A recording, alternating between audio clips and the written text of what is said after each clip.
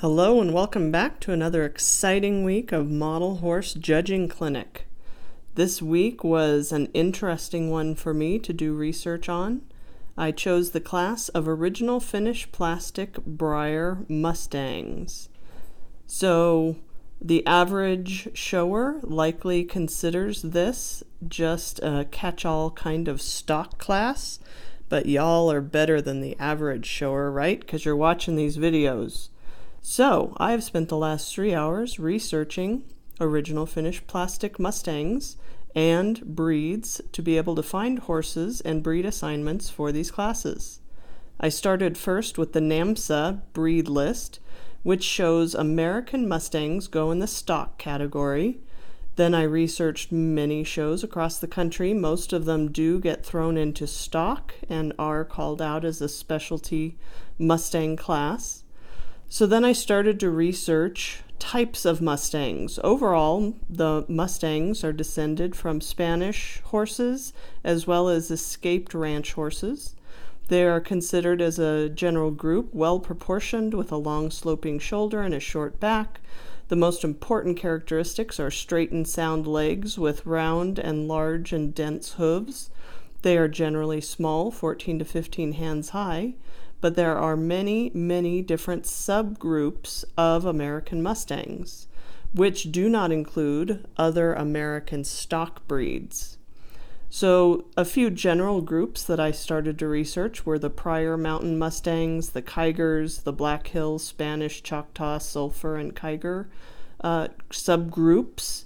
Mostly these are not considered breeds. They are considered subgroups within the Mustang classification.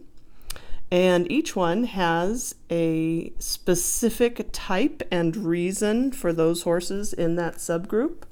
And so your choice and your research will influence the placings. If I put these 4 tables on the horse with a generic Mustang tag on them, they might place a little differently. But I did my research, and I will be using that research as documentation of why these horses place the way they do. Remember, breed halter classes are placed first on correctness of skeletal anatomy, biomechanics and conformation, next on breed standards including color, next on overall appearance, finish, condition, and workmanship, and finally on judges' overall impression. So all of these horses do fit into the generic Mustang breed group and type, and let's dig into why they show the way they do. So first place, I have chosen the Nakota. Without getting into the characteristics of his exact model, the reason that I placed him first was because I chose for him the Rocky Hills, Nevada horse management area for BLM. I chose this particular subgroup for him because that subgroup has Appaloosas and a large variety of shapes, types, and morphology of horses and colors in that subgroup.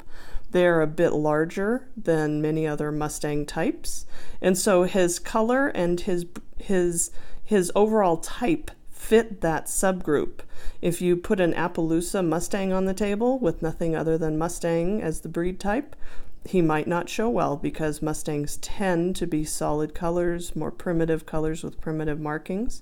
So if you have something else, if you have something a little larger, a little draftier, pick a breed or a group that works well for that horse. So as a Rocky Hills, Nevada Horse Management Association, he suits his breed standard, including color.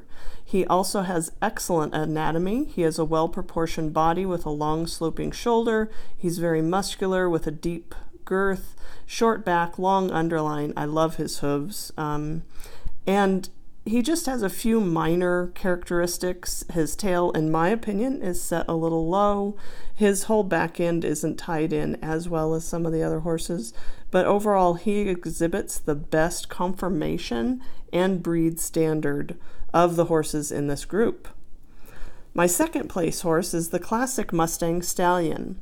I chose to put him in the Pryor Mountain Mustang group. They are generally solid colors, bays, blacks, chestnuts. They generally have a lot more primitive markings. They have a very distinctive V shape to their face, and they average a little smaller at only 14 hands high. So his color and his general characteristics suit that group breed standard. He has a nice deep chest. He has a nice sloping croup and a low tail. He has excellent hooves and conformation.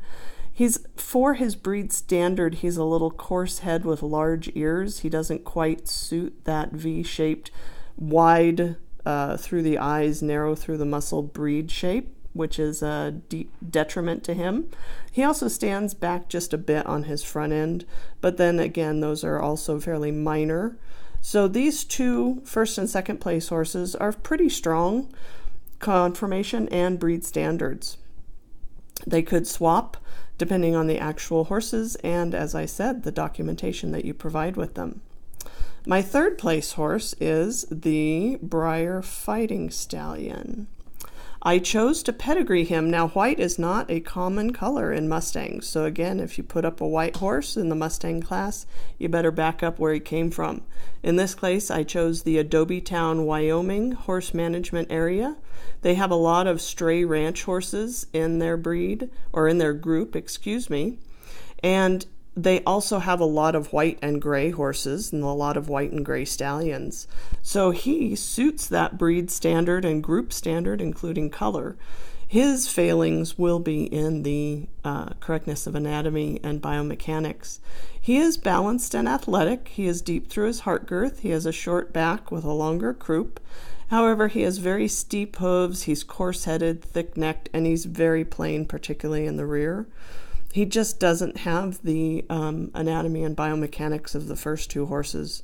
So I give him props for his breed type, and as I said, if my first horse, the Nakota, hadn't been grouped in the Rocky Hills Horse Management Association, he might have even placed a little higher, because he does have some backing to the actual choice for grouping.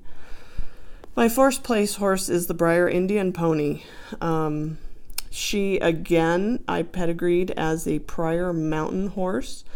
They come in buckskin and other solid colors. She has that nice distinctive V-shaped face, wide through the eyes and narrower through the muzzle. They also call out for their breed. They want distinct withers and a short back, so she suits that breed or group standard. Her failings, again, are in her conformation. She has a long shoulder. She's poorly balanced. And quite honestly, the reason I placed her fourth are those hooves. My gosh, they are a hot mess. She's got some that are steep, some that are long, some that are big, some that are small. And in a Mustang, that is a critical detriment. So she places a pretty solid fourth place in this Mustang class. So as I said, do your research, support your research, put some documentation with your horses.